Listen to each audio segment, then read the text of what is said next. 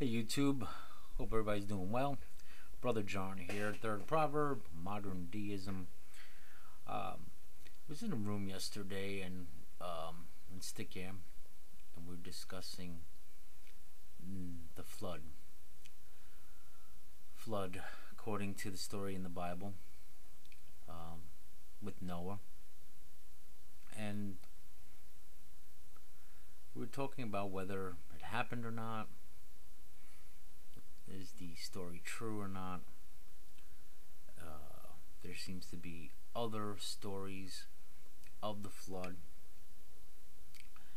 and for me, I don't know if it happened. I don't care, and it doesn't matter. There are other stories about the flood in other cultures. You have near eastern Siberia, which I'll read, God told Naj to build a ship. The devil tempted his wife to find out what he was building in the forest.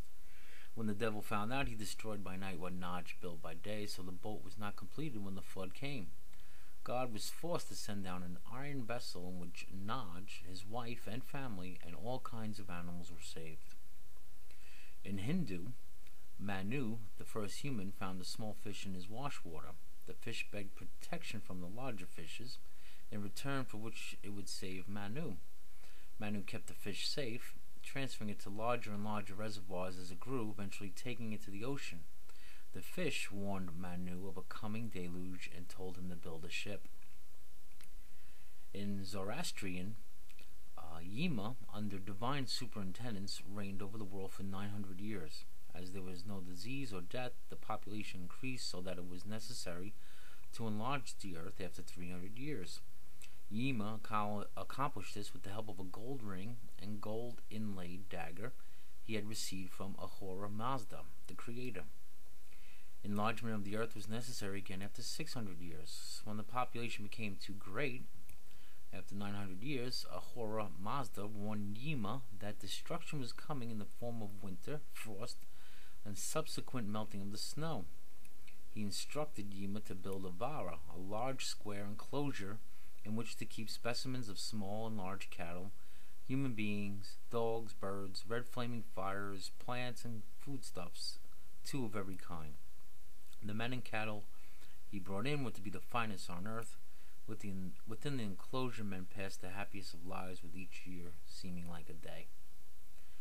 In Sumerian, the gods had decided to destroy mankind. The god Enlil warned the priest king Ziusudra of the coming flood by speaking to a wall, while Ziusudra listened at the side. Sorry if I'm pronouncing it wrong.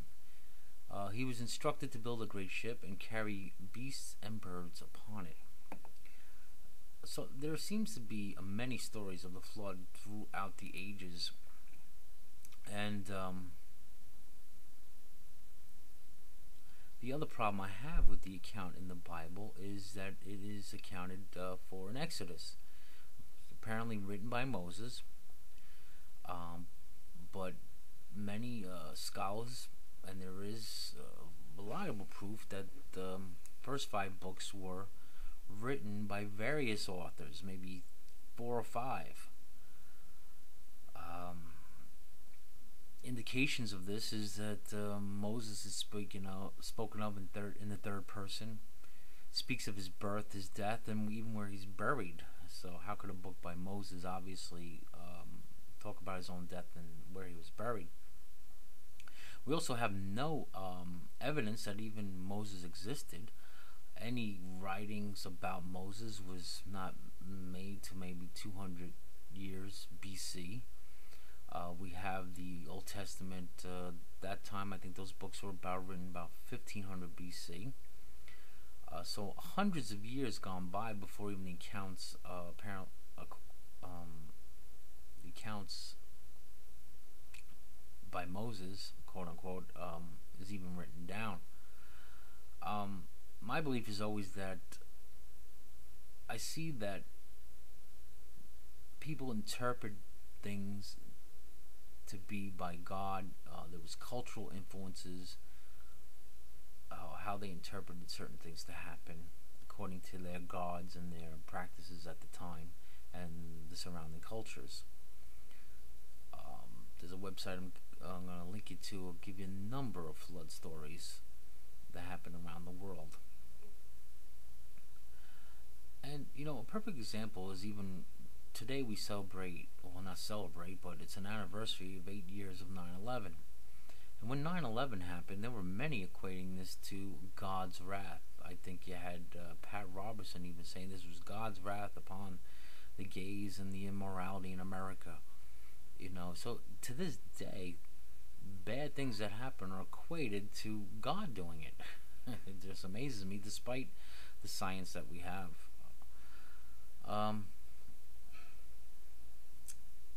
So it's cultural interpretation. Again, we don't even know if actually Moses existed. We have no Egyptian writings about Moses.